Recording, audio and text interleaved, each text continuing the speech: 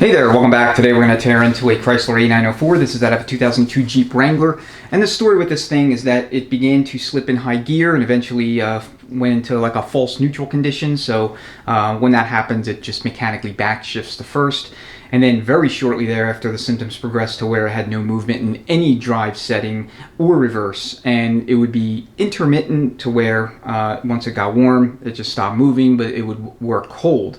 So anytime you have that sort of condition, it usually indicates just heavily worn applied elements. Now, the rub here is that this transmission only has about 4,000 miles on it. It's actually an Autozone reman, or at least, reman by whichever company Autozone uses.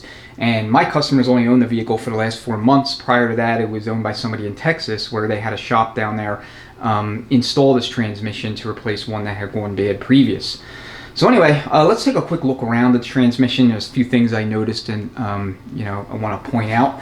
So first off, I always like to replace the neutral safety switches, and so this was not replaced. That's the original switch that came with this unit whoever does Autozone's remanufacturing got to it. The other thing I noticed is that somebody, I don't know if it was Autozone, at some point in the past, had made a helicoil repair to multiple pan bolts. And as you can see, they stuck a pan bolt here that is interfering and making contact with the neutral reverse backup leg switch.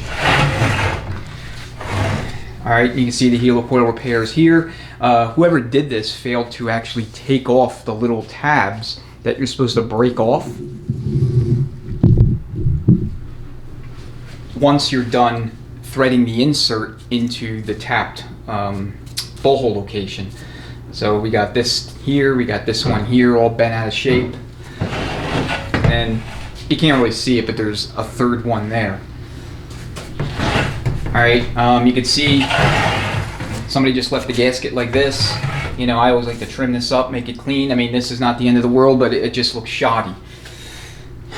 Alright, when this came in, myself and the customer struggled to get the torque converter off of the unit. I had to install a couple bolts in here and use a slide hammer to actually take it off because it would not come off. Now this is what it sounds like when you spin the converter when it's installed.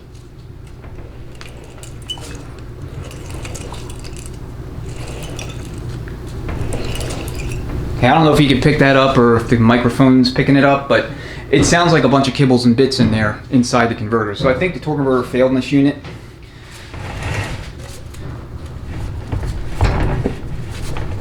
And it's still difficult to get off.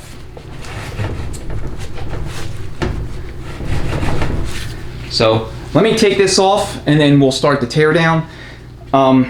What he wants to do is find out exactly what went wrong, and also figure out what Autozone's warranty service is gonna, what they're gonna do for him. If they decide that they're, or they say they're gonna send a transmission out in the next few days or so, then I will just simply reassemble this thing, give it back to him so he can, send it back to Autozone. And what he wants me to do is take the new Autozone transmission, tear it down, and see, what if anything they may have done that they shouldn't have, or what if any parts were reused that shouldn't have been reused, and put it back together with whatever parts we need to make it right. As you can see, it would not come off willingly on its own. So both the shafts spin freely. That's a good sign. Tells me that the likelihood of severe hard part damage inside the unit is relatively low. We won't know for sure until we get inside the case, obviously, but I'm hoping that my speculation here turns out to be accurate. Alright, let me zoom in on the input shaft and pump. Alright, so this is a unit designed to take a lockup torque converter. So you can see here you have the splines terminate and you have a pilot at the end of the shaft. The non-lockups, the splines go all the way to the end. Again, I don't know if the camera can see this. You'll see it when I have the pump out in the park, but there's some scoring on the portion of the stator that's just inside the front seal here. And then we also have some wear on the splines on the stator itself.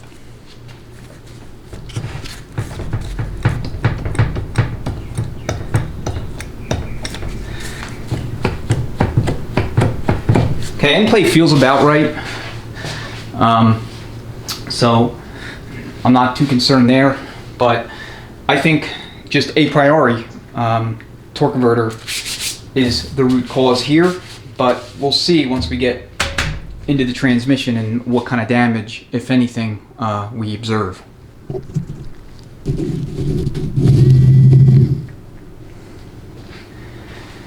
All right, I'm going to take the extension housing off first. So these are 9/16. You can use 14 millimeter if you like as well.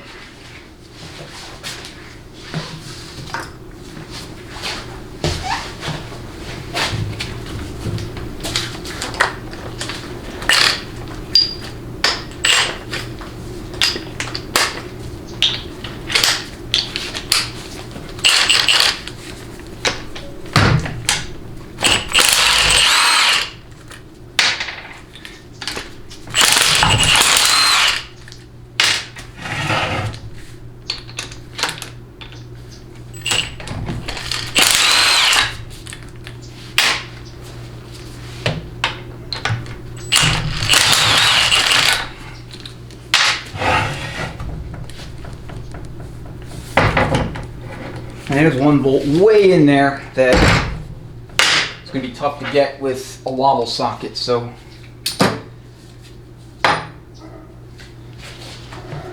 and then it's this bolt hole location right here, and then of course we have this one. So I'm going to just take a breaker bar and get those loose.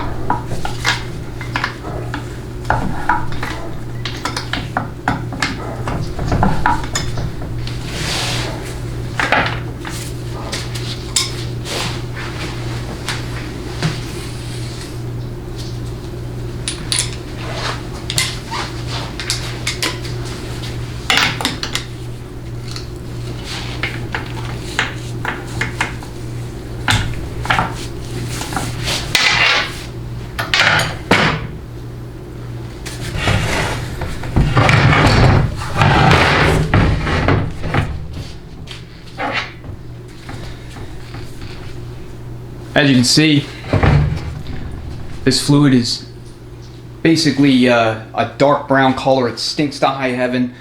I mean, this transmission, like I said, has 4,000 miles on it, roughly speaking. It should not look like this in any way, shape, or form. So, alright, looks like I have to get some sort of hinged attachment.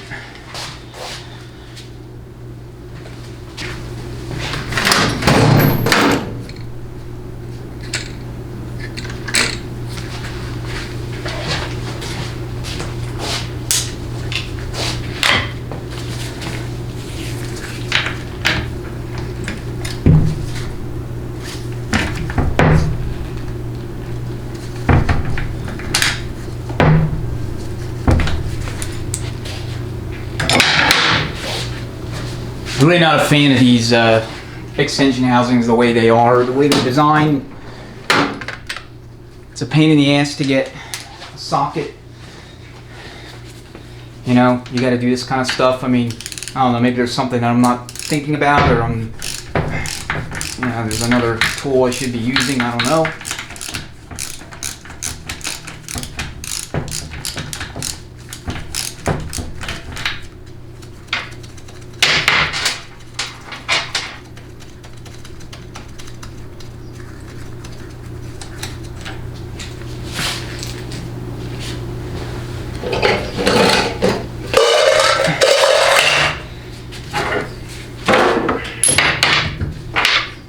Alright, I'm going to yank most of the pan bolts off as well. I'm going to leave a couple on because I got to flip this thing back up on its, you know, back upright so I can get the selector shaft E-clip off. So 1/2 inch. The pan has been off. The primary shop drained the fluid, so it's not expected these bolts to be, at their full torque.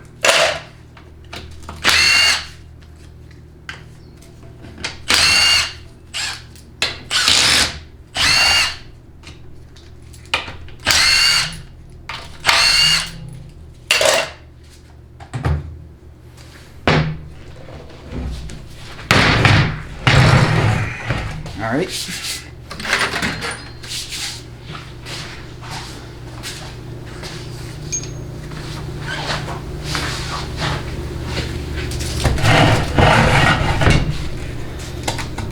All right, get your E-clip off. And then you have a little washer here. And your selector seal.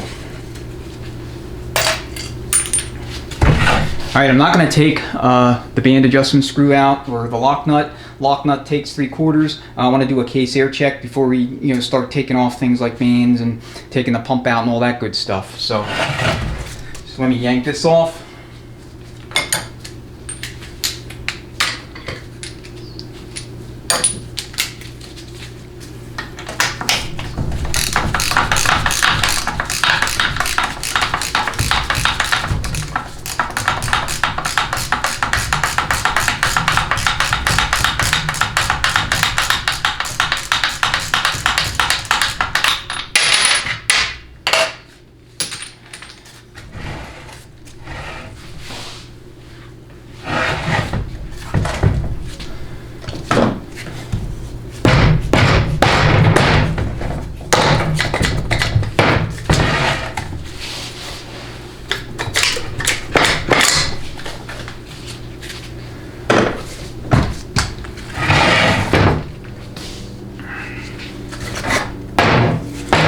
Alright, so you're going to have an output roller bearing, and then you're going to have a seal here.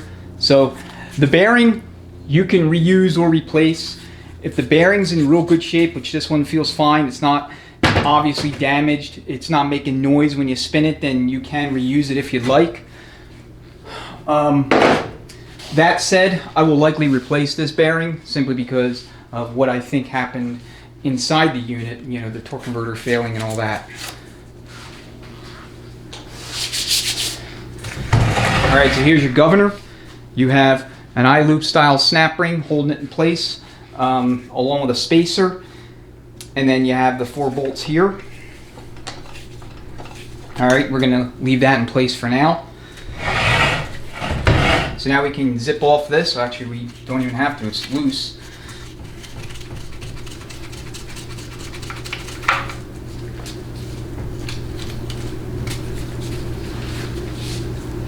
Okay, again, this is a remanufactured unit.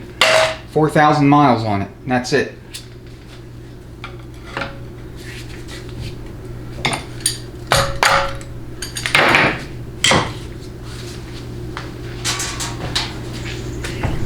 All right, let's flip it back over.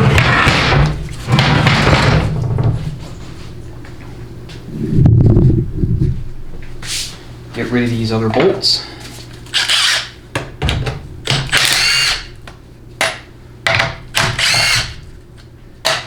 Alright, whatever you do, don't use RTV on these pans or any transmission pan unless it specifically calls for it in the factory service manual or acceptable literature from industry or trade groups like ATSG or ATRA. But if somebody did use RTV and the pan is fast to the case, what you want to do is take your flat blade screwdriver at a bolt hole location and go on the pan side of the gasket, not the case side, the pan side, and then just tap it until it separates. If you bend the pan here a little bit at the location where the bolt goes, that's no big deal because as soon as you put the bolt back on, it will flatten that part of the pan out again and reseal it. If you go in the middle, then chances are you won't be able to reseal and you'll have leaks.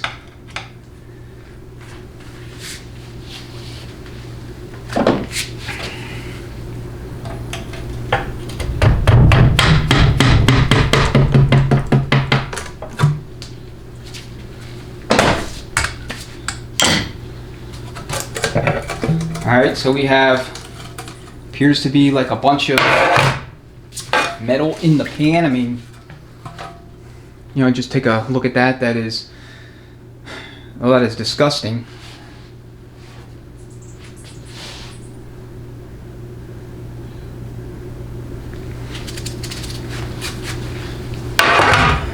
So, like I said, that's typically what you see if a converter has failed in the unit. And it has made a mess of everything inside. And we got a quart gasket. Alright, that's another thing. Don't use quart gaskets like this. These things leak. They don't really hold up well over time, not compared to the composite gaskets that are readily available now. So, whenever possible, use a composite gasket in lieu of a quart gasket. And I don't like the pure rubber gaskets either. Now the rubber gaskets that have steel inserts, like the kind that I think Victor Reams makes, those are fine. In fact, they're reusable, and as long as they're not damaged, I mean, they'll last, you know, the life of the transmission, multiple rebuilds, etc. So, all right, we got the filter. These are 5/16. Actually, no, I'm sorry. They are Torx 25, and then you have your valve body, 2 case bolts, 3, 3, and 4 makes 10. So that's all that's holding the valve body in place. We'll get that off, and then we'll go ahead and do the case air check. Now, whenever you have a failure like this, you know, with all this contaminant coursing through the transmission, it tends to tear up the valve body, it tends to tear up the pump, and you know, you have basically a catastrophic failure because none of these parts are really trustworthy at that point without significant reconditioning. In the case of the valve body, I mean, you know, we'll see how things go, but more than likely I'm going to end up replacing that if we end up working on this transmission. If not, then everything will just go back together as is, and he can turn it back into AutoZone as a core.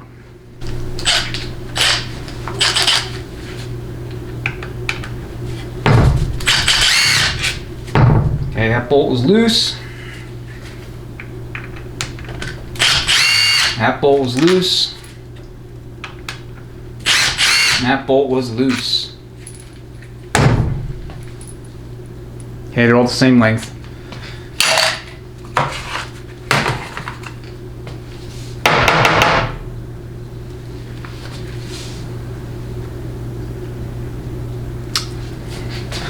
Nasty.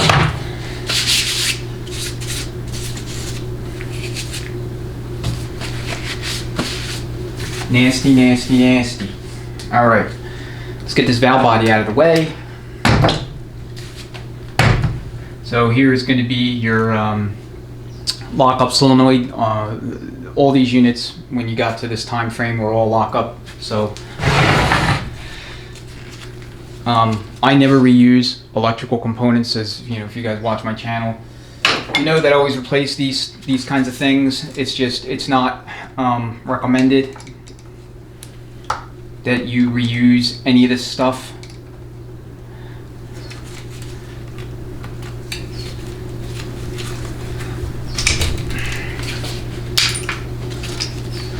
So there's a solenoid at this location here, you know, just on the other side of the valve body, and that controls your torque converter clutch lockup. All right, at this point we can go ahead and remove this case connector. That's going to be 5/8.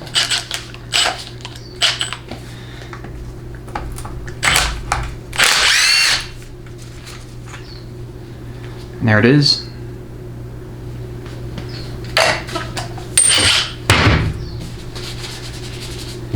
All right, 7/16 on these bolts. Of course, I don't have a 7/16 socket in front of me, so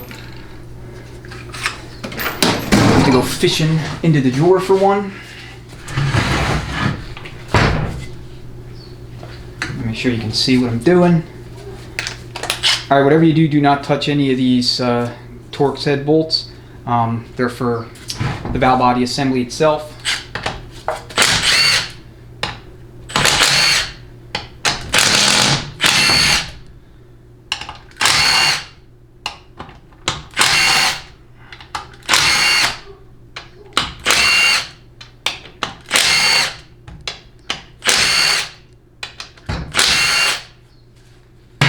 Alright, it's nice they put little torque indexing marks on the bolts. That's totally unnecessary, but they did it. So here's our valve body assembly.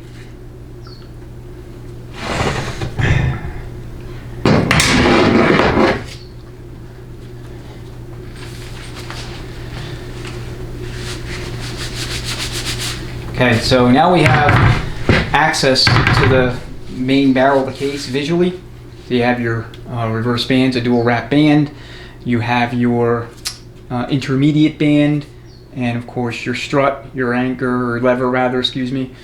And then over here is where you have your band adjustment screw. This is going to be your 1-2 accumulator. Alright, this is a plastic accumulator. Again, when you go back with a unit, you always install an aluminum accumulator here. The factory replacement accumulators are perfectly fine for stock applications.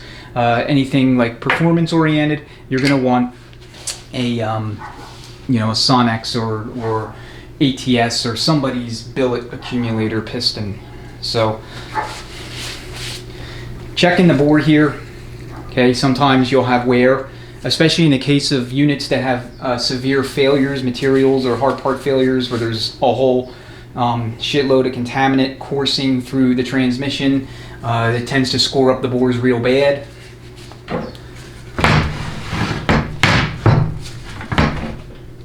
Just want to drain some of this fluid out. I mean, you can see all the metal, or all the aluminum, all the shavings. What a mess. I'm not really sure what could have led to the converter failure. I mean, it could be any number of things. Previous owner may not have maintained it, although my customer who owns it now has good records of what was done to the Jeep over the course of its time with the guy that owned it previously. So I don't believe that's the case. I mean, typically folks that keep records and have all their paperwork in order, maintenance history, they generally maintain their vehicles. So I'm thinking that it was just simply a a unit that was slapped together.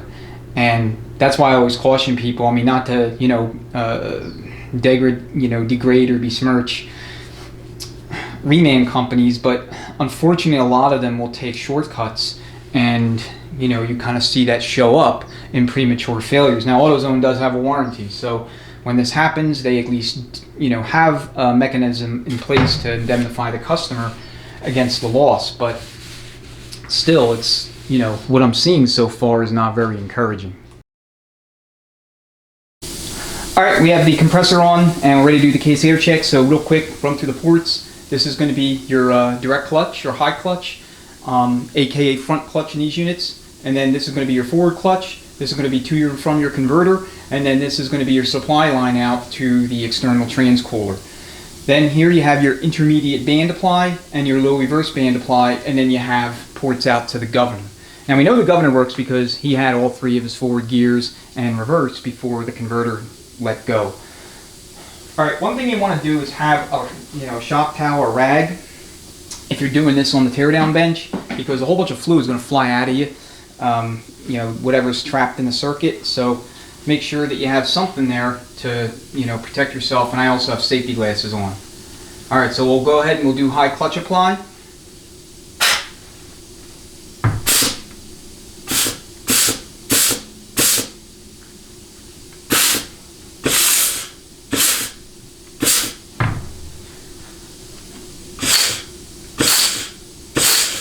Alright, I am getting a little bit of hissing coming out of the clutch.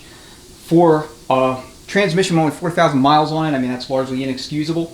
But when the torque converter failed, more than likely a lot of that metal debris you saw in the pan worked its way into, in behind the pistons and over the lip seals, and may have, compromised them in some way. Okay, let's do forward. So forward's going to be the bigger of the two ports.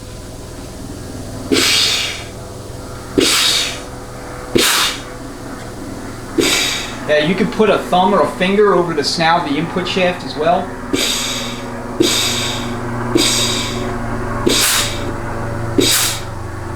Alright, I mean, it seems okay. We'll know more once we get inside. and then we'll do intermediate band apply. And here you really want your rag handy because a lot of fluid is trapped in this circuit and it's going to want to come out and splash you.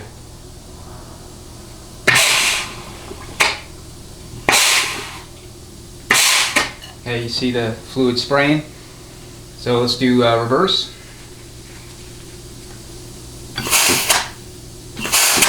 Okay, good robust band apply in reverse.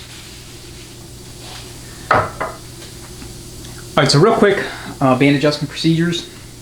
For your front band, you tighten the adjustment screw down at 72 inch-pounds, back it off 2.5 turns, and then cinch down the lock nut. For your reverse band, it's 5.5 turns, 72 inch-pounds on the adjustment screw, 5.5 turns backed out, and then cinch down your lock nut.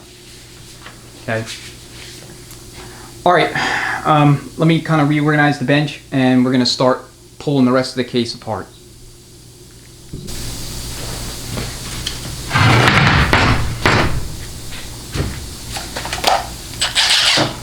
Okay, 9/16 for your reverse lock nut.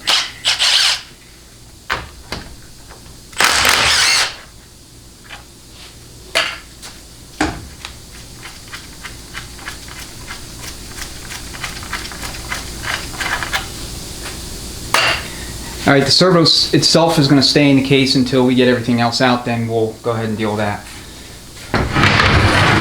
Okay, to remove your lever and your lever pin, you got a 1/4 inch square drive plug right there that has to come out.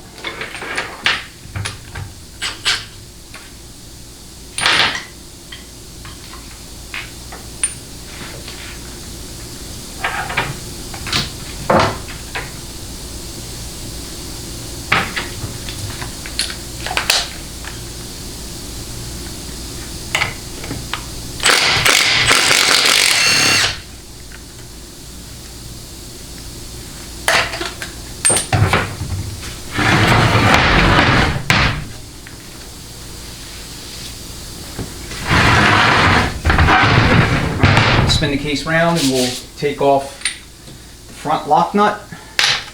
So 3/4.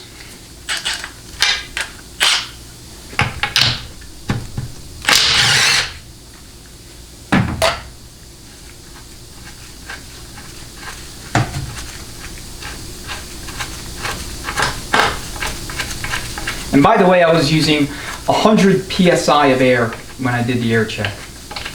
I'll annotate the video so you know right when it's happening. That's what I was doing. That's what I was using, rather.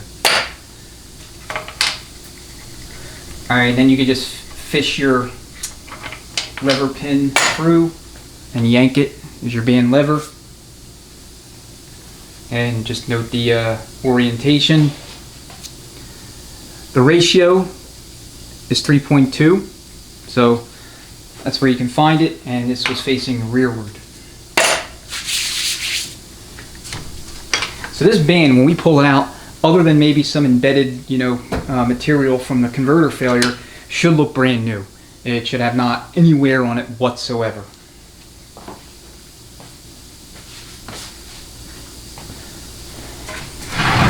Alright, now I'm going to go ahead and yank off the governor.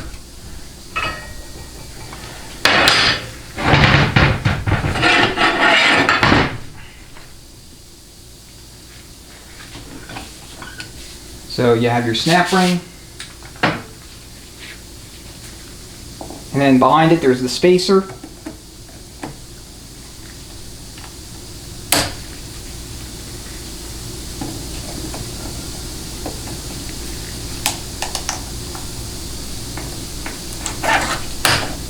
And this one's kind of fighting me a little bit.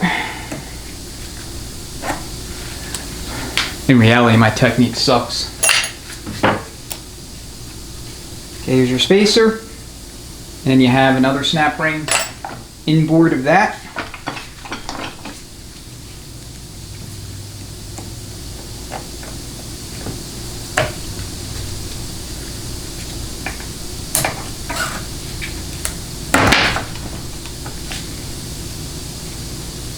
And looks like it has wear patterns here but the snap ring ends were oriented over there.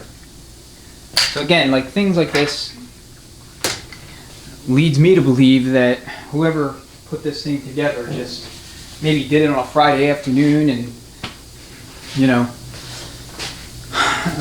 wanted to get to happy hour or get home so you can drink a cold beer and wasn't sweating the details.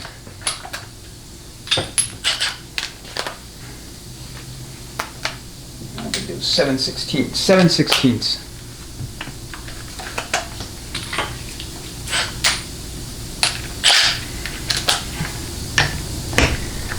All right. Note the orientation. You have the large end here is bolted to the parking gear that has kind of the cast, you know, casting numbers or what have you.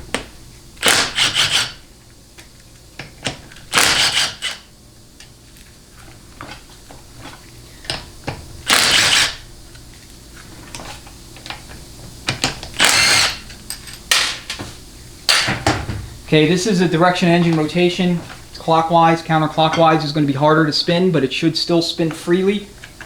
If it doesn't, then you know there's a problem. Okay, that's right, we have a little E-clip here that also has to come out so that the governor's through rod, if you will, can be removed, because as you can see, that's what is holding it in place. Damn near forgot about it.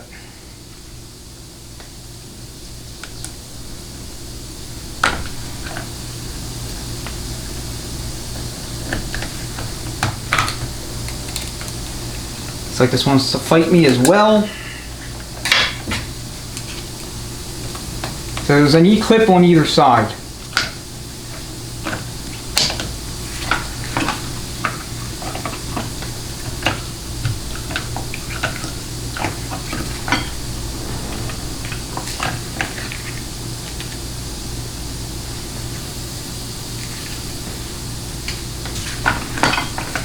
I guess I'll take this one out too.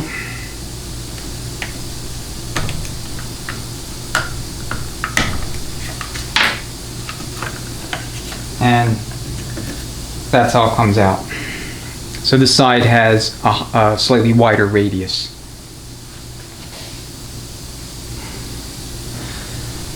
All right.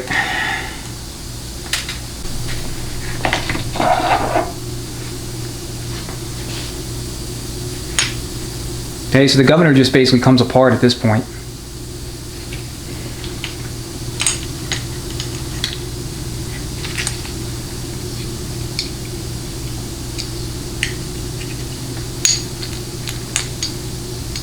You have your primary valve in your sleeve.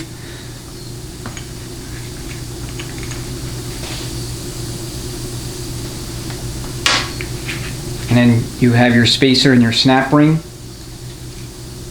And you have your secondary valve. And that just comes out.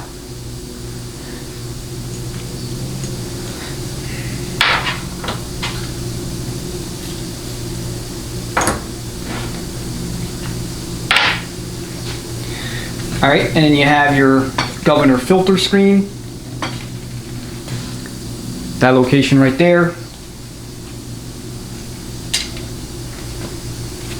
Then you have your parking gear, combination governor support assembly. So check splines. Make sure they're in good shape. Check the surface, make sure it's perfectly flat. This will be cleaned up and I'll put a straight edge to it, but you usually don't have a problem. Make sure your sealing rings spin nice and free. So these do look new. You can clearly see the paint marks on them.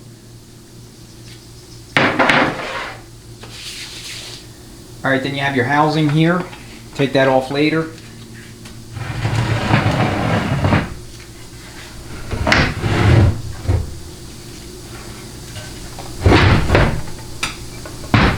Just want to get some of this fluid out of here.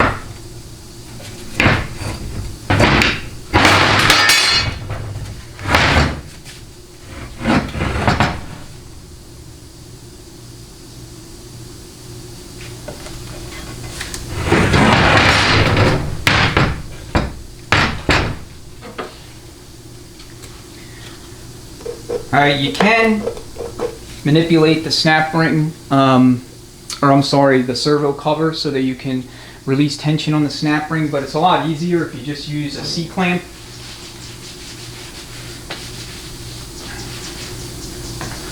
So let me go grab that. And you can use that in combination with a socket. Whatever socket will work.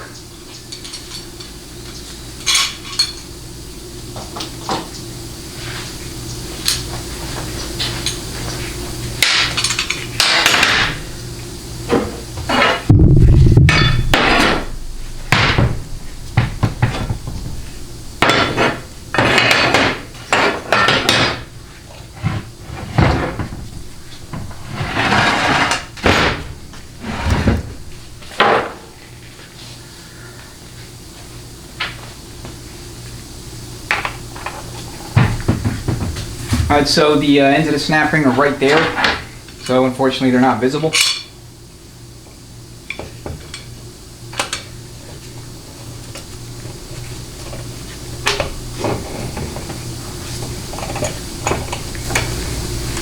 Alright, I'm going to insert a second screwdriver in behind the snap ring so that it doesn't want to, go back into its groove.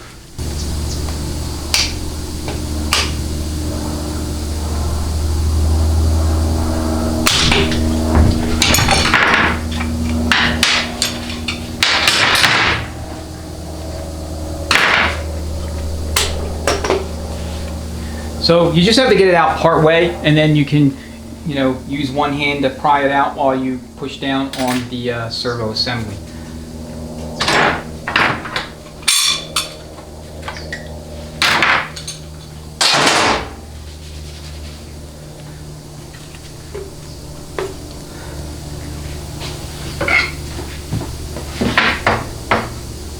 Again, come with your rag.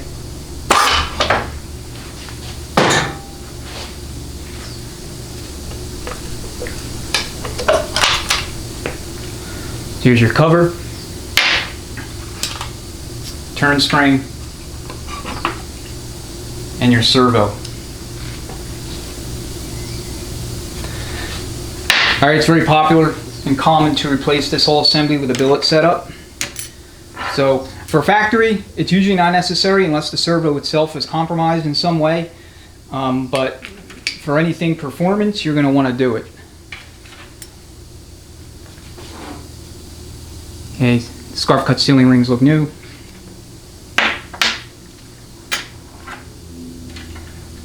As does the sealing ring here on the cover.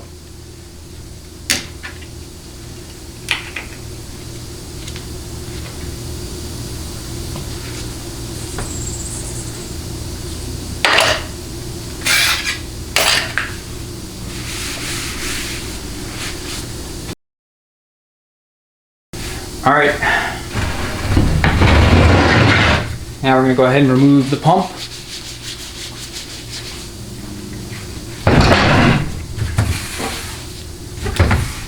So a ½ inch.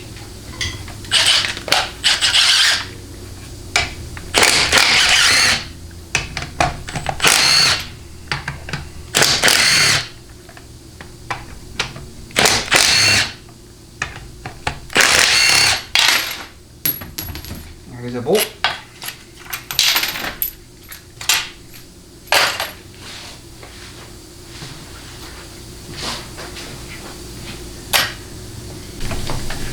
All right, one more. All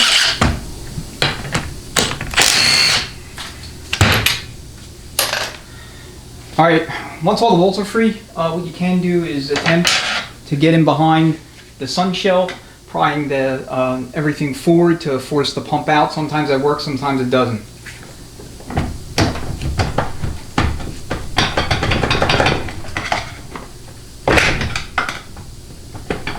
All right, this one's not going to want to come out that way, and I don't want to force it. So that's what we have our pump removal tool for, and that'll take care of the rest of it.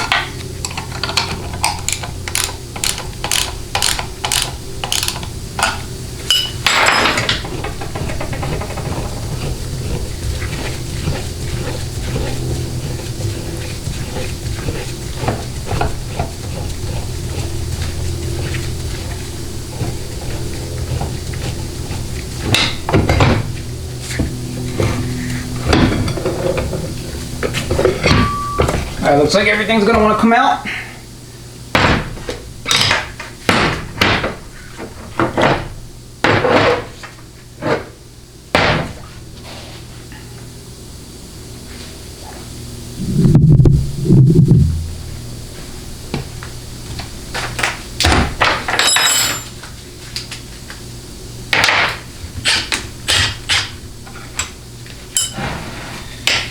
So we really got to take a close look at this pump.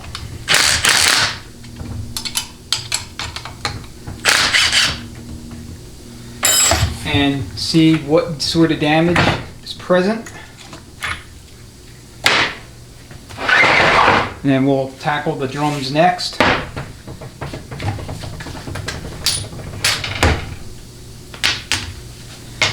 It's a 1/2 inch.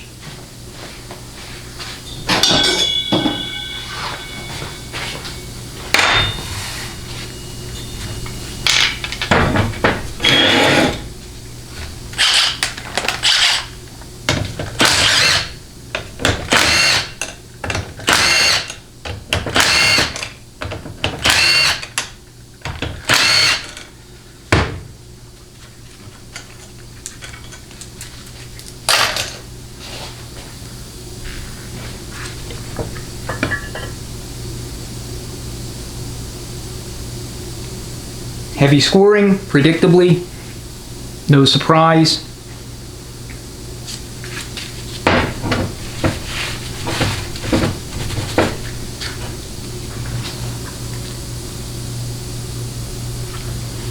I mean, this by itself is not the end of the world.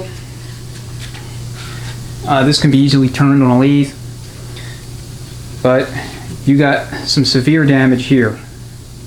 And this,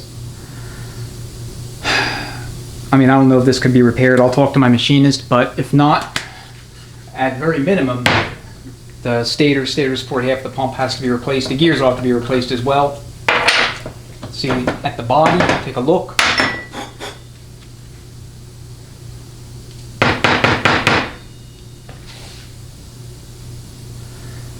A lot of heavy scoring here. Again, this is no surprise. This pump is no good.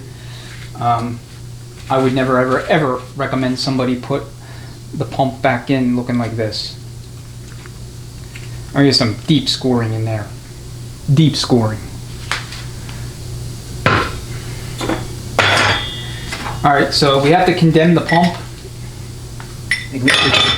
at this juncture.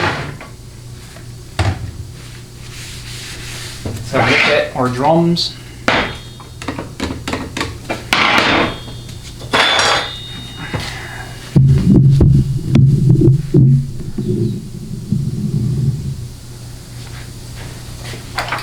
Let me get a different screwdriver.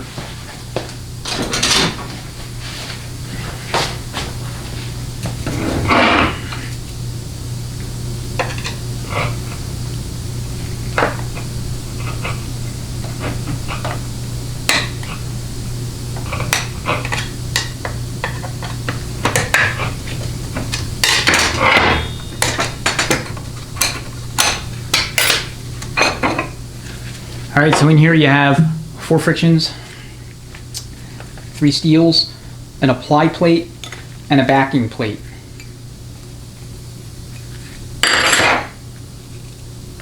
Okay, these look in good shape. The steels were reused.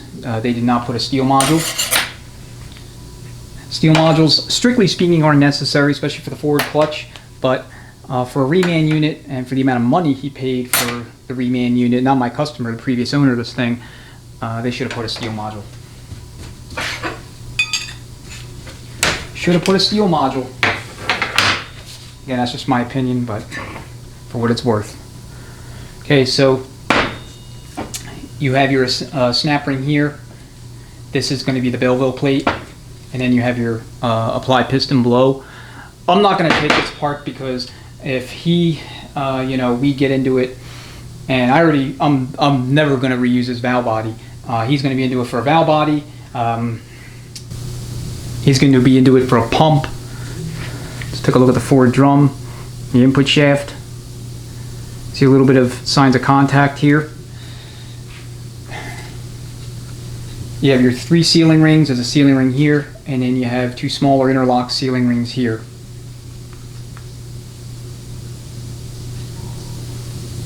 They all appear to be new. Then you have your thrust washer number 4, and this Belleville plate was not replaced. I always replace these. Splines.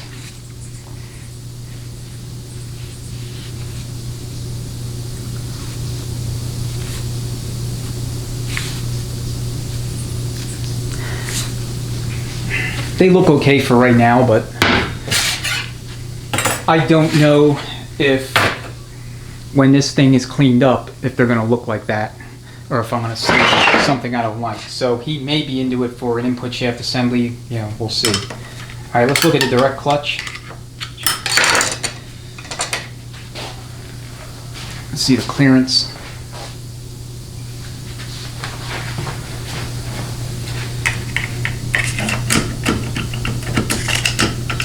Okay, seems about what it should be.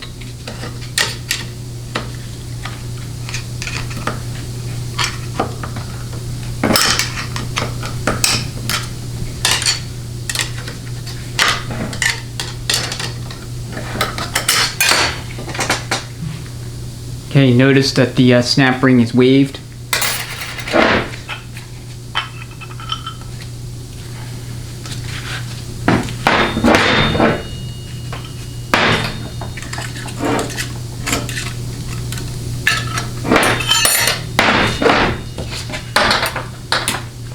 So 4 frictions, 4 steels. Sorry about that glare. Again, no steel module here, but they look in good shape otherwise. So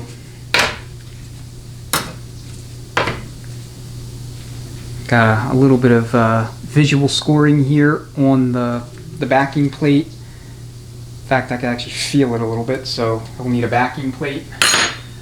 Check the forward plates. And this side face the frictions. Scratch marks, I mean, nothing that would concern me. I think those are fine, but I think I'm going to look for a direct clutch backing plate. So again,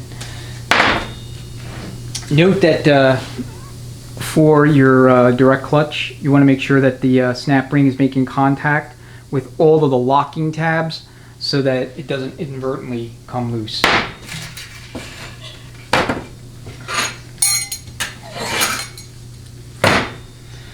All right, let's start taking off, or out, I should say, the rest. So you have your 3-tab thrust washer, this is Babbitt, and then you have your thrust spacer. And then you're going to have your snap ring for your output shaft. And then of course you have your Babbitt style thrust washer. Let me get you a little bit better view of the case so you can see what the heck is going on.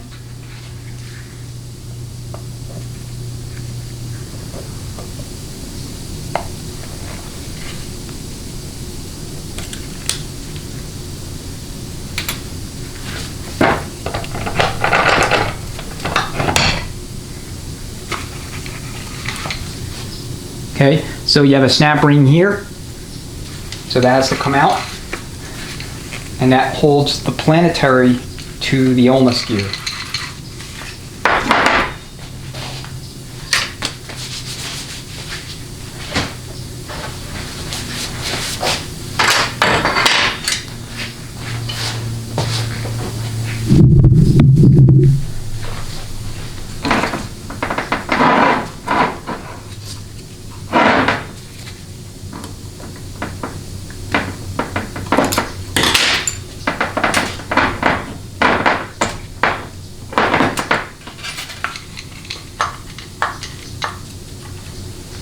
So note the arrangement of these parts.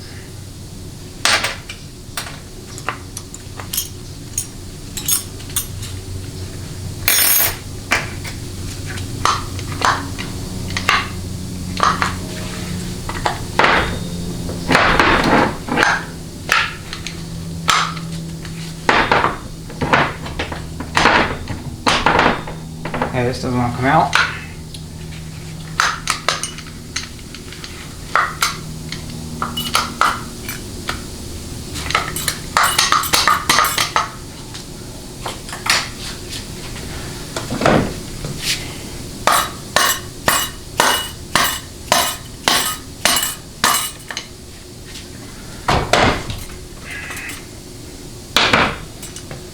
And then you have your 4-tab thrust washer here on the inboard side.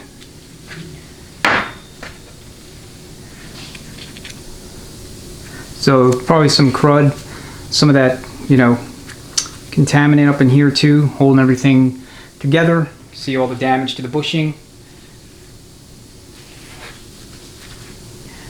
Bushing might be new, to be honest. I can't really tell. I mean, it looks new. It's got that like kind of newish appearance, but ooh, yeah, this bushing is too tight. So as you can see, I mean, it doesn't want to come out. It won't mesh. So whoever assembled this transmission, they did not clearance bushings. So that is undoubtedly a new bushing, because that's a common issue with aftermarket bushings. They are frequently too tight. So you got to clearance them with some sandpaper, and you know, they just pounded it in with a hammer, I guess. Okay, here's the band. It does look new.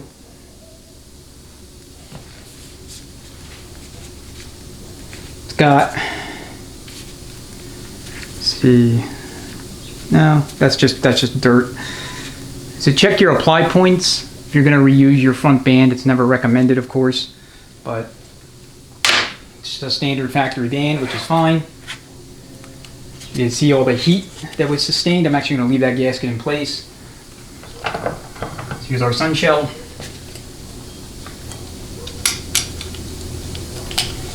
And then here's our other 4-tab washer.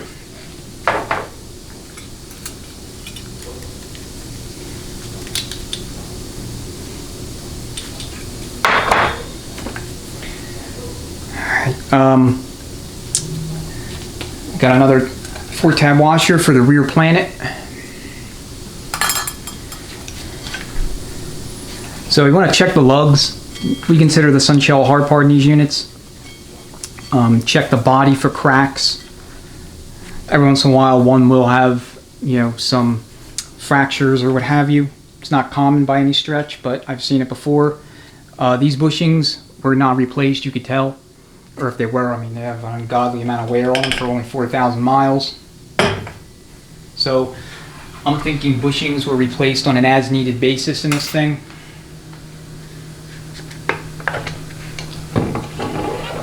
Alright, and you can pull the rear planet, the Almost gear, and the output shaft forward. Alright, I'll check the pinions in a second for the front. But here is our rear thrust washer.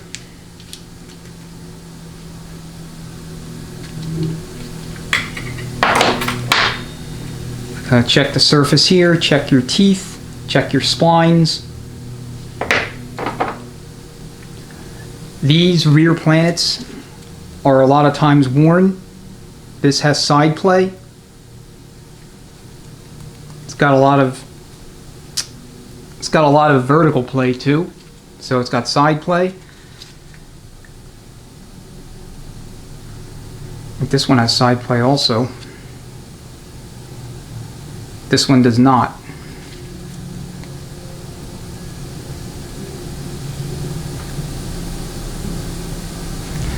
I mean, it's going to be visually kind of hard to tell, but at least one of these pinions has side play. Back in here. Like I said, I'm trying to keep parts together because this thing may end up going back together and you know, back to AutoZone. Let me check this front planet.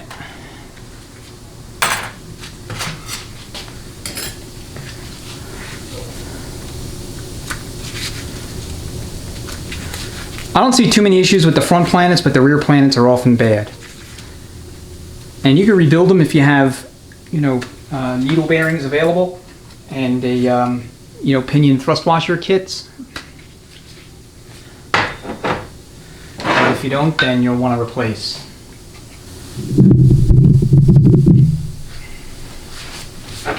So your reverse drum is going to freewheel clockwise, and it's going to lock counterclockwise.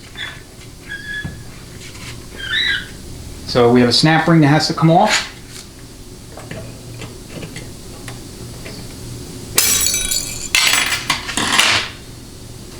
And then just rotate it clockwise till it comes out. Alright, I'm curious if this band is new. Many shops and reman companies will not replace the rear band unless there is evidence of wear. They consider it a hard part. I always replace them. So what you can do is take a straight edge, have your flashlight shine it underneath to see if there's any light poking through the underside of that straight edge. If there is, then you know the surface is warped and it would need to be turned or replaced. Alright, we see a lot of wear up in here in the inner diameter. So that more than likely is from converter failure. I mean, who knows, maybe this reman company would have put something that looks like this back in there, but I'm suspecting that's not the case. I'm thinking it's converter produced. Alright, grab up the band. Got a double wrap band. Earlier A904s had a single wrap band. So it just goes into the case like that, and you have your band anchor pin in the rear of the case.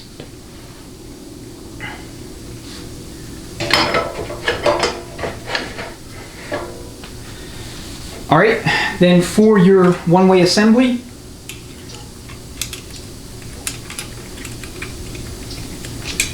it is difficult, if not impossible, to tell if this is new or not. So, and it looks like I popped our roller out. So let's count the rollers. 1, 2, 3, 4, 5, 6, 7, 8, 9, 10, 11, 12. 1, 2, 3, 4, 5, 6, 7, 8, 9, 10, 11, 12. Okay. So they used to have 10 rollers in earlier units, and the assembly itself wasn't, all together like this. It was, you got rollers in a bag with springs, and there was a cage, and you would just simply install the springs and rollers into the, cage individually, and that's how it went together. So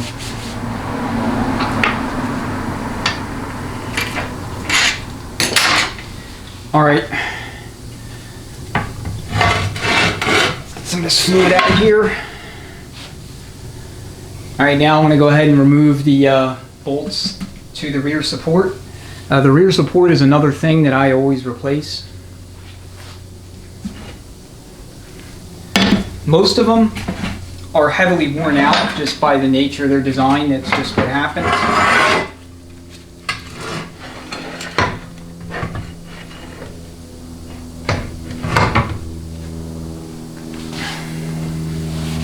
All right, note the O-ring here.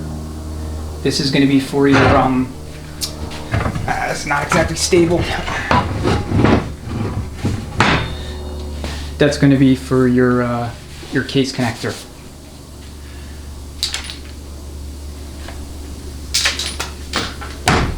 3/8.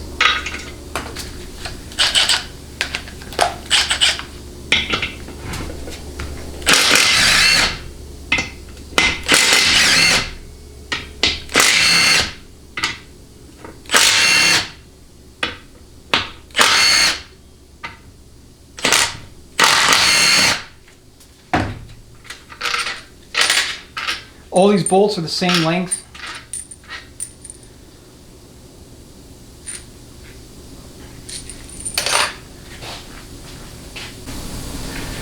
All right, I had to switch out the battery.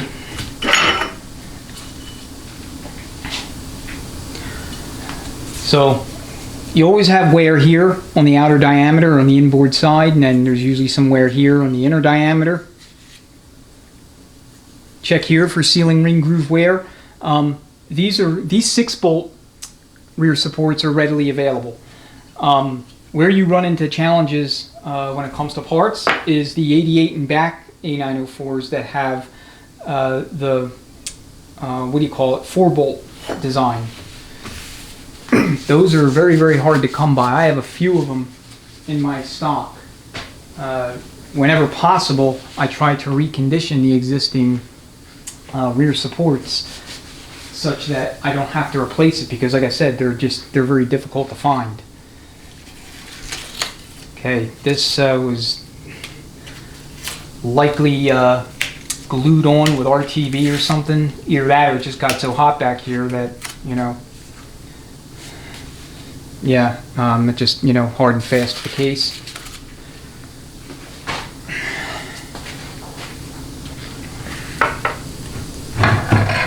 I'm not going to take the cam out if you can, but it's usually not necessary unless there's something like wrong with it.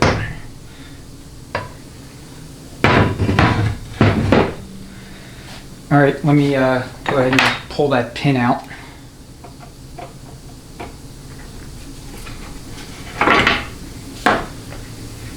O-rings, they'll come in the kit. I'm going to keep that handy. Alright, so I always replace the rear servo assembly with the Sonex version. It's just good practice. So same kind of deal here. You have tension on your return spring cover, but it's not as bad as the intermediate.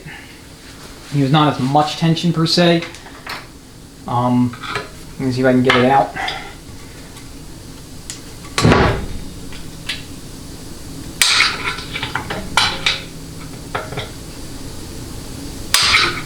Maybe a different screwdriver.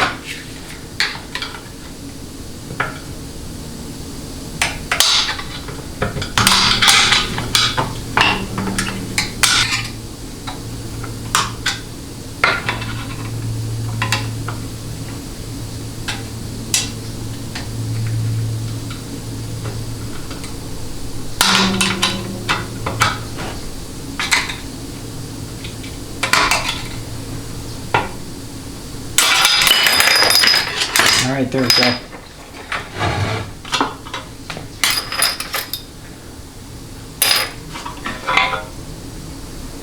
I mean, this is absolutely saturated with debris.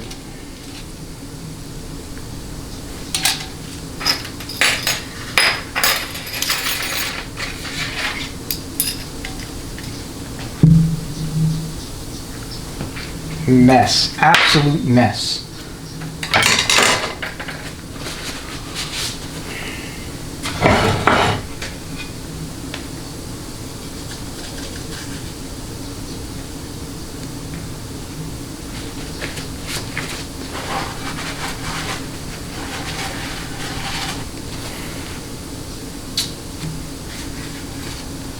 Alright, what I'm looking at is the bore, and I'm trying to determine if it's got physical scoring.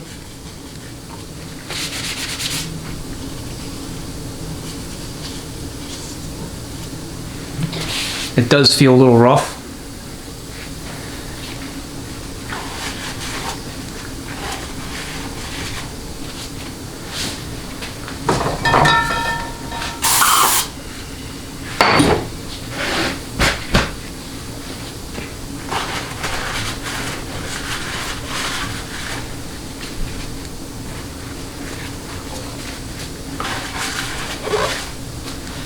And to be clear, the amount of pressure I'm putting on the bore, even if there is, you know, some of this granulated matter rubbing on it, it's not enough to actually scratch it. But with the servo actuating in the bore under high pressure, that's enough to score it. Preliminary examination, I don't feel anything overly concerning. The lip seal wasn't compromised. You saw it apply. So I'm thinking that bore is okay.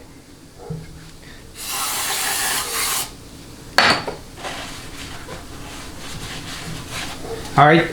I believe there are case saver products on the market for some of these bores. You know, this one, possibly this one as well.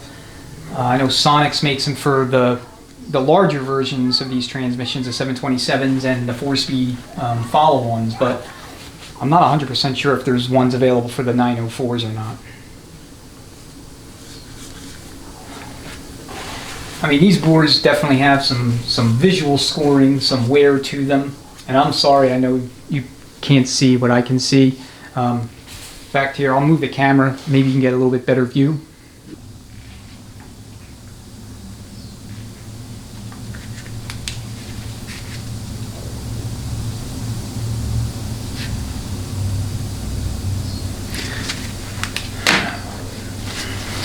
All right, so that's the teardown.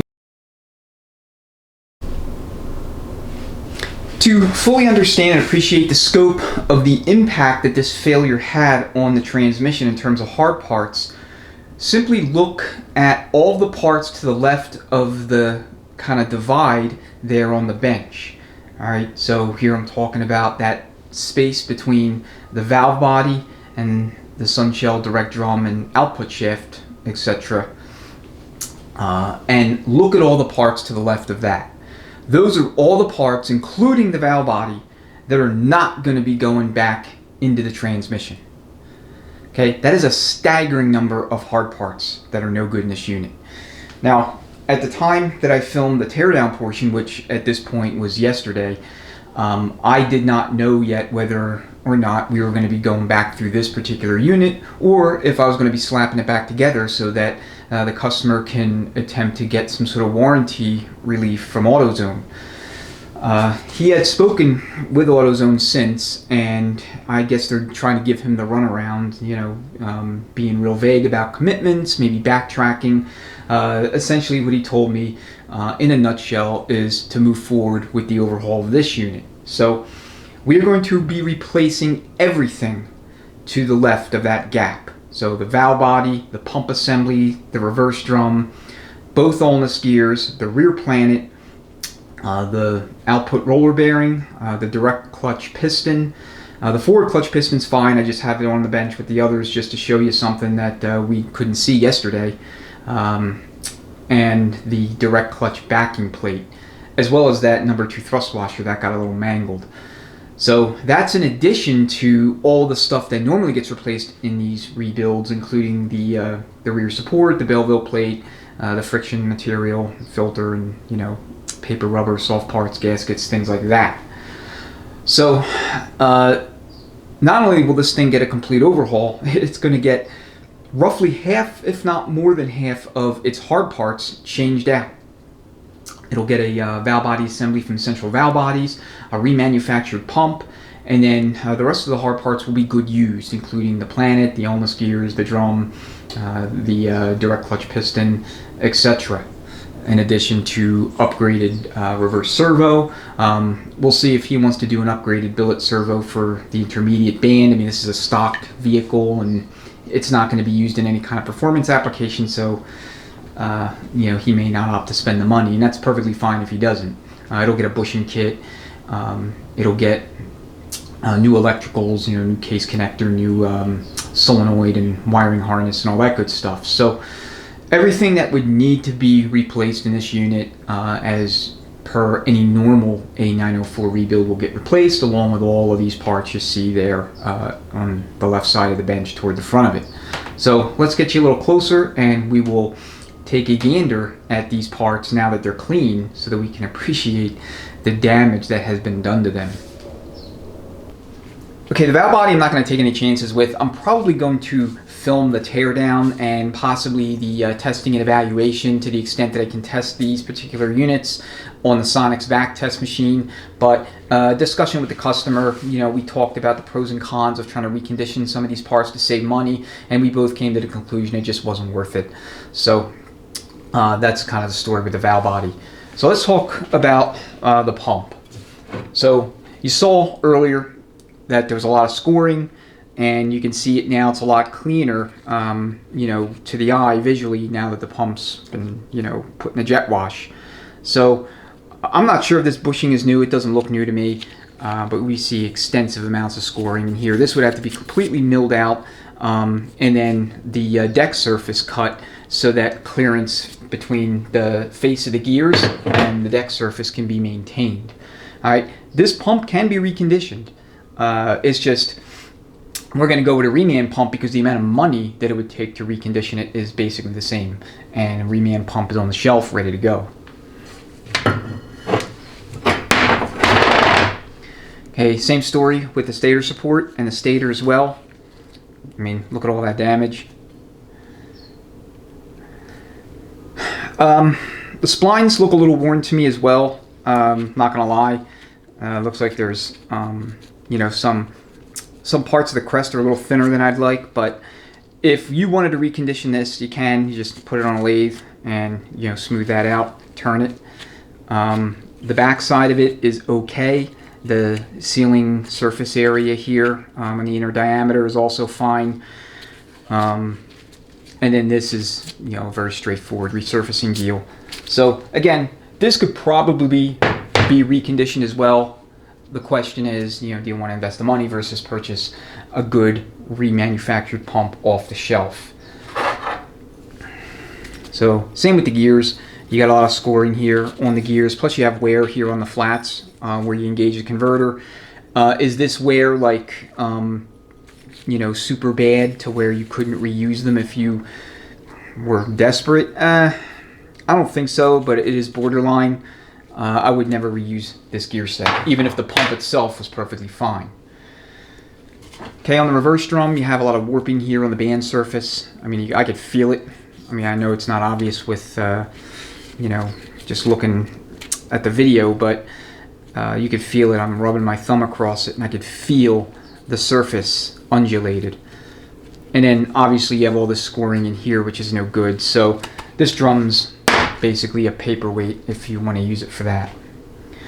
Alright, let's take a look at the forward oilness gear. I did not notice this when we pulled it out of the unit for the first time and we're looking at it, and that's because, again, it was soaked in nasty, dirty transmission fluid plus all that grit and debris. It hid what you can see here as a hairline fracture running nearly the circumference of the face of the gear here. Hey, look at that.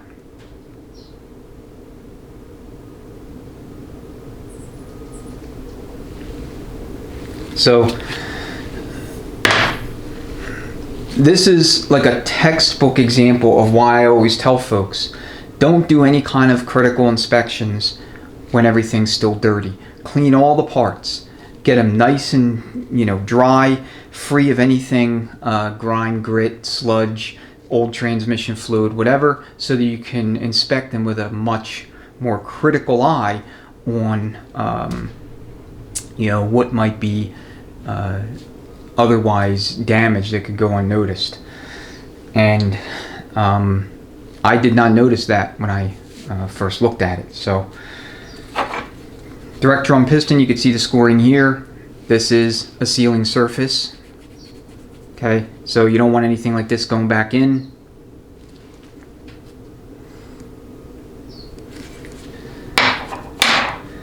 And then recall on the air check, we have the forward piston. Look what happened to the lip seal.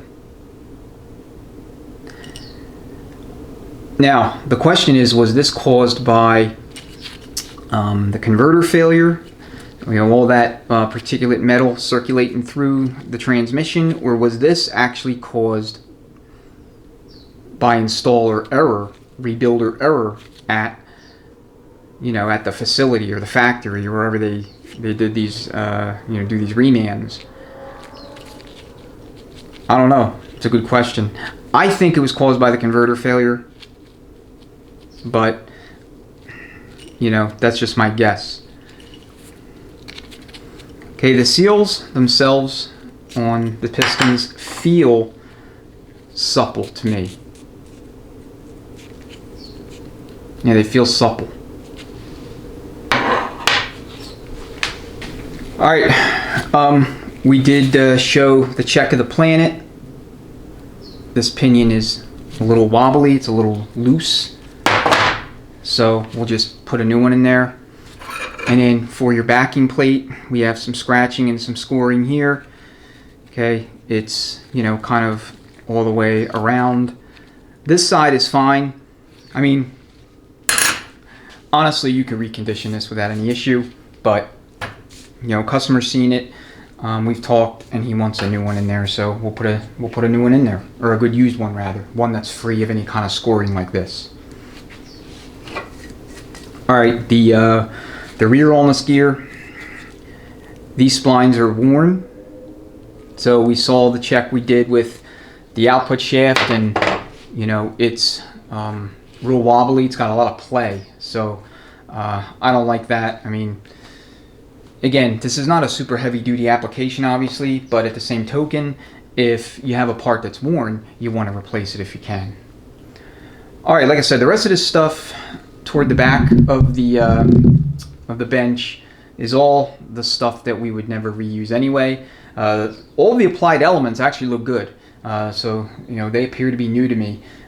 Both bands, the 2 clutch packs, you know, again, I have no idea if they replaced the rear roller assembly or not, but we're going to put a new one in as per our usual build strategy.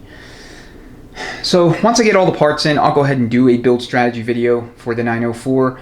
It'll be, you know, something that's oriented toward a stock to mild performance build, and you know, we'll talk about options and upgrades beyond the scope of what we're going to be doing for this particular transmission in that video, so you have an idea of what you can do and kind of the parts that are available and the pros and cons, and you know, general trade space when it comes to finding that best value for your transmission build based on your budget for those kinds of applications.